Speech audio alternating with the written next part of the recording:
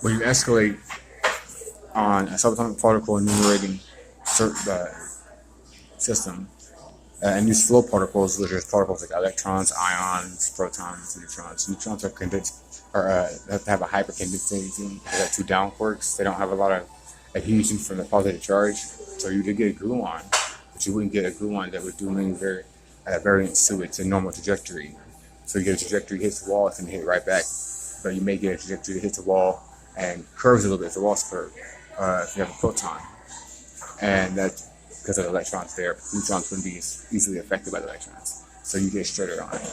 That's why I think the best thing to use for accumulation of oscillator.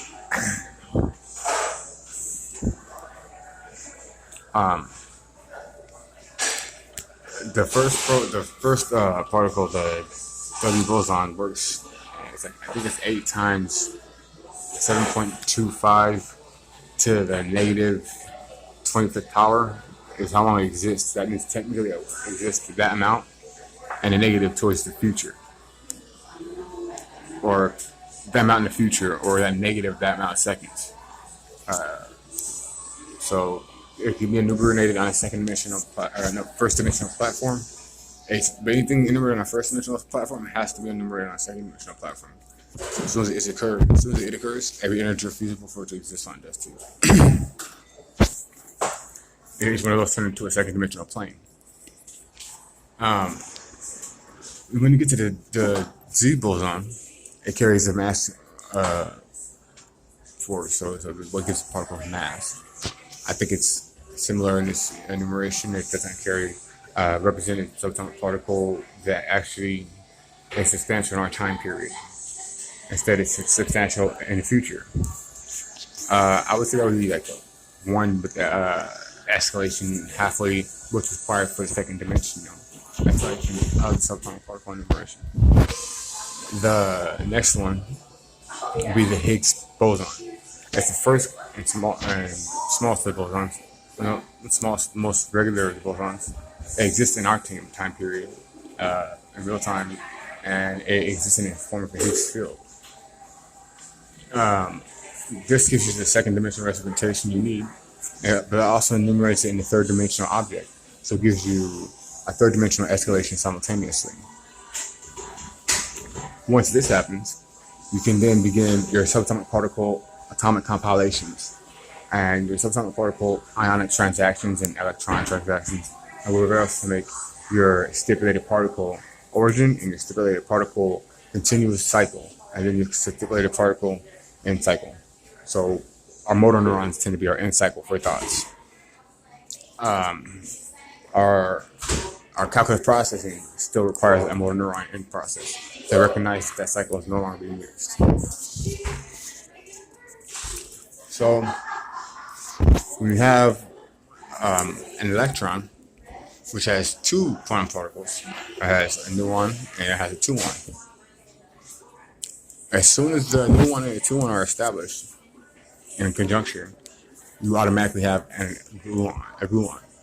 But as soon as you get the Higgs boson, you can then enumerate alternate single quantum particles. You get all the quarks, you get the muon, the tauon, which will give you the nuon, which will give you electrons and gravitons. But before you can enumerate the fourth one, fourth dimension, I think it was first and half, second. I don't know. It's a numerical escalation I'll put in the description.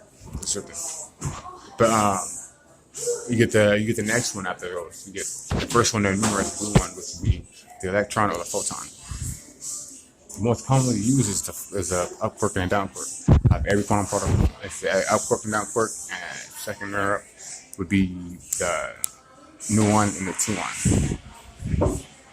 There's more photonic light than there is electromagnetic radiation from electrons.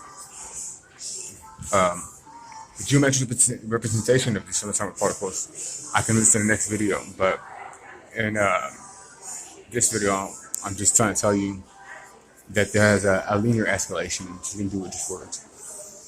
So when you have the electron or the photon, preferably the photon, We can then transfer gluons. That's why we can use light to transfer information.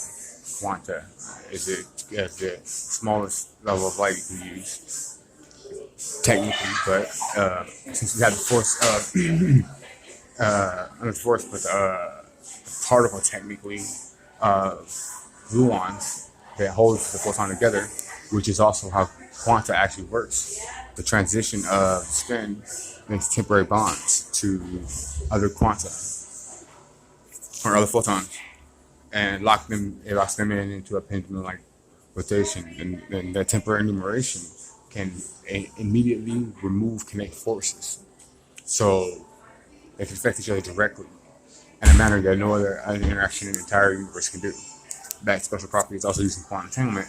That's why quantum entanglement particles are able to recognize immediately when a same subatomic particle that's entangled with loses its entanglement instantaneously.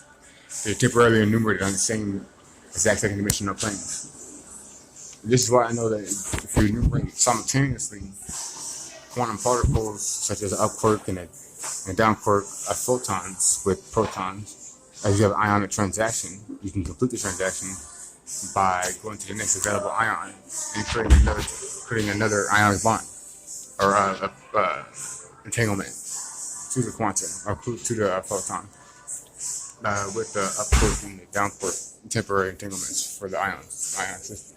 Problem is, it has to be pretty precise. It has to be so precise that the only thing you carry with it to escape the charge is going to be the separated protons and neutrons. But if you can make them coalesce, or if you can make them rotate in a manner that's continuous, and just go within proximity of the other ions, the temporary entanglement that they will be able to match up will transfer the gluons directly to the ion. You think this would be difficult, but graphene helps us with that kind of thing. Or protein conformational folding.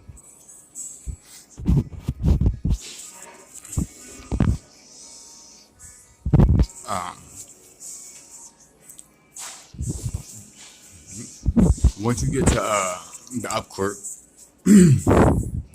or the nuon, whichever one you choose to use it for the escalation, we're going to use the up quark because we're going to use protons and neutrons together in an ion. And it has to have the escalation from W boson to Z boson to Higgs boson, the Higgs boson field, which it has to interact with. And it has to have the next escalation, which would be the quantum particle of any sort, or the quantum particle with the gluonic adhesion. So first it would be any of them, and then it would be any of them in compilation. The new property you thus get is the second dimensional escalation for properties of the subatomic particle enumeration. The first one is insubstantiability maintaining property, just like the beginning of the universe. The second one is going to be fifth element enumeration and three-dimensional object, which is second dimensional property, third dimensional property of the universe. The third one is going to be property variation and escalation of all, containing the new property in an alternate but simultaneous particle, a gluon. It's like saying you're pinning the same thing at a smaller or different angular value. So, as soon as you have the angular values, angular variations of a gluon, like if you have pieces placed that crisscross and crisscross and crisscross each other, wherever they intersect, every single point that they would intersect at, alternatively, that just corresponds with a linear process from that one position to another, those will also develop a brand new second dimensional plane. The gluon, it wouldn't have any way of being impeded whatsoever from establishing itself as a proper replicating process. Either way, so it doesn't have a specific numerical value like you think it would.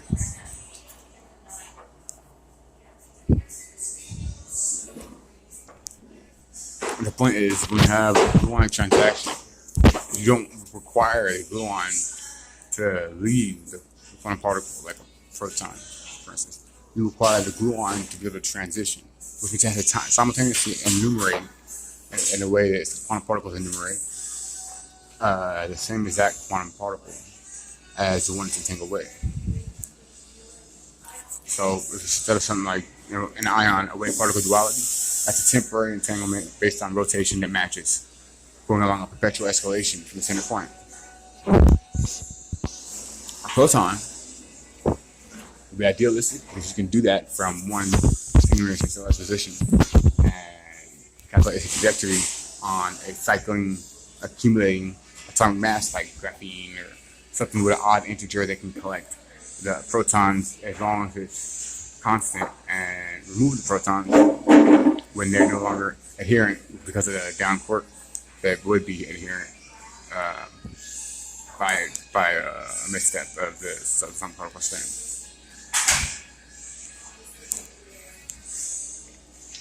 So we're going to make Gluonic transactions. The basis that we're using this example for, and it's the basis for the ionic transactions that we're able to use entanglement to facilitate from a future standpoint, as long as we get the proper locality right and a past diagram or scaffold, which we can do if we make qubits. We can maintain the temporary ionic bonds that the ions make across any period of time. And as long as they make that one entanglement, it will continuously perpetuate that entanglement. I'll clear this video later and make it easier to understand later, but that's the basis for Gluonic transactions. It requires a quantum particle. It requires the quantum particle to adhere to another quantum particle.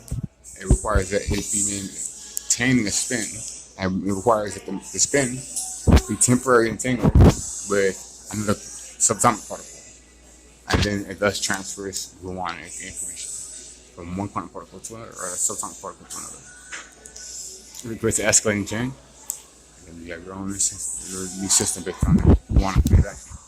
The brain is what I'm referring to. Ionic transactions within the brain, from the dendrite to along the soma, down the channels, like passing across the myelin strip, down out the synapse. So all has a solitary system or ionic transactor that is dense enough to maintain the gluonic transactions, which is required. We only need one single neutron, one single proton, neutron, or ion. It sounds more difficult than it really is, but you don't need that.